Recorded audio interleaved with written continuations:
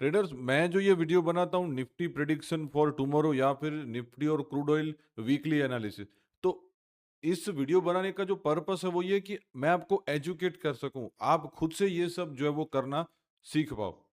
सिर्फ लाइनें लगाना नहीं है, वो तो मुझे आता है, 17 साल हो गए। तो पूरा वीडियो देखना, कुछ भी स्किप मत करना।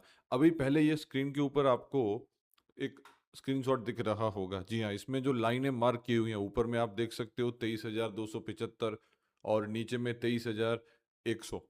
तो ये जो लाइनें हैं दो छोटी छोटी स्क्रीनशॉट में, ये मैंने कल मार्क कर दी थी और आपको बताया था कि अगर ये इस जोन में आ रहा है तो यहाँ से मैं सेल करूंगा और इस जोन में आ रहा है तो यहाँ से मैं बाय करूंगा। वो वीडियो का जो लिंक है इस वीडियो की डिस्क्रिप्शन में आपको मिल जाएगा, तो जरूर देखिएगा ताकि आपको एक्यूरेसी का पता लगे। तो अभी आज जो है वो क्लोजिंग 150 से लेके 180 पॉइंट ऊपर की तरफ आ सकता है। अभी मार्केट बंद होने में 20 मिनट बाकी है, तो इसी रेंज में जो है वो क्लोजिंग आने की पॉसिबिलिटी है। ऐसा नहीं हो सकता है कि ये सीधा भी 23,000 पे बंद होगा, ऐसा कोई न्यूज़ भी नहीं है। तो हम यही मान के चलते हैं कि इसी के आसपास ये क्लोज होगा। तो कल आप क्या करोगे, अब मुद्दे की बात देखिए। सबसे पहले पिछला स्विंग लो मार्क कर देते हैं, जहां से मार्केट ने बार बार जो है वो बाइंग दिखाई है। यहां से बाइंग आई, उसके बाद इसके नीचे नहीं गया है, तो पहले हम ये मार्क करेंगे। उसके बाद पिछले दिन का जो लो है वो मार्क कर देंगे और आज का जो लो है वो मार्क कर देंगे। तो हमारे पास ऑटोमेटिकली एक स्ट्रॉन्ग सपोर्ट आ गया। अब हम क्या करेंगे, इससे पिछले वाले जो स्विंग हाई है, मतलब अगर ये इसको ब्रेक कर रहा है तो बीच में देखो कोई स्टेशन नहीं है, सीधा यही स्टेशन है। इसका एवरेज आएगा 23,380, 23,400। तो पहले मैं एक लाइन ये ड्रॉ करूंगा और एक ये 400 पे हम ड्रॉ कर देंगे। ओके, उससे ऊपर का जो लाइन है उसको भी ड्रॉ करना पड़ेगा, क्योंकि अभी इसका एवरेज मूवमेंट 300 350 पॉइंट का निकल के आ रहा है। तो यहां पे आप देखिए एक पॉइंट दिख रहा है, ये यहां से लेके ये इसका टॉप है। तो अभी हमारे पास सब आ गया है। तो कल मैं क्या करूंगा, देखिए। कल अगर ये, ध्यान से सुनना, अभी 23,175, मतलब ये जो ब्लैक लाइन है जहां पे अभी मेरा कर्सर है वहां पे रुक रहा है, तो मैं बाय की ओर जाऊंगा। उसके नीचे छोटा सा एसएल लगाऊंगा मैं, 15 से 20 पॉइंट का। अगर वो हिट हो गया तो मैं वो बाय की पोजीशन में से निकल जाऊंगा। अगर वहां से नीचे आ रहा है और 23,070, 23,080 या 23,100 ये जो बॉक्स है यहाँ पे, इस बॉक्स में रुक रहा है, तो मैं कहीं से भी ट्रेड ले लूंगा। अंदर आते ही रुका तो मैं ले लूंगा। और मेरा ऐसे होगा 23,070 के नीचे, 23,070 के नीचे मेरा एसएल रहेगा। तो ये दो लाइनें हैं, ये दो प्राइस हैं जहां से मैं बाय करने वाला हूं कल। क्योंकि आज भी यहां से ऐसा ही हुआ और इससे पहले भी लोगों ने वहां से बाय किया है, और मुझे ऐसा लगता है कि कल का दिन ऊपर की तरफ ही रहेगा। तो दो चीजें मैंने आपको बता दी, दो जगहें बता दी जहां से आपको बाय करना है। ओके, अब मान लो कल मार्केट जो है गैप अप ओपन हो रहा है 23,320, 23,360 उसके आसपास, मतलब गैप अप ओपनिंग आ रही है। तो आप क्या करोगे, पहले 5 से 10 मिनट छोड़ दोगे, कुछ नहीं करोगे, उसको नीचे आने दोगे और यहां से खरीदोगे, जैसा कि मैंने अभी बताया। अभी इसके अलावा क्या हो सकता है कि गैप अप ओपन होते ही सीधा ऊपर की तरफ निकल ले, तो आप क्या करोगे, गैप अप ओपन हुआ, पहला कैंडल हर रोज आप देखना बड़ा बनता है, तो फर्स्ट कैंडल बुलिश बड़ा बना, उसके बाद सेकंड कैंडल को बंद होने देना।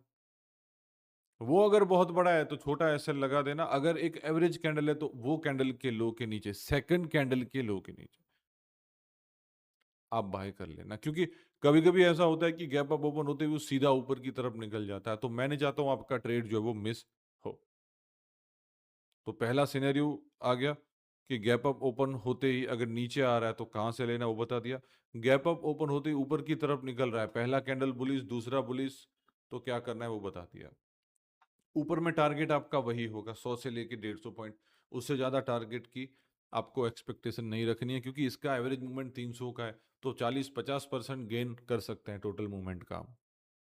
अब नेगेटिव सिनेरियो की तरफ आ रहे हैं। अगर गैप डाउन ओपन हुआ, मान लो ये लाइन के नीचे गैप डाउन ओपन हुआ, ये बॉक्स के आसपास या ये बॉक्स के अंदर, तो पहला कैंडल बंद होने देना। अगर वो इसके नीचे बंद हुआ है तो भी डरना नहीं। दूसरा कैंडल देखो क्या कर रहा है। दूसरा कैंडल जिस डायरेक्शन में जा रहा है आप वो डायरेक्शन में जाओगे।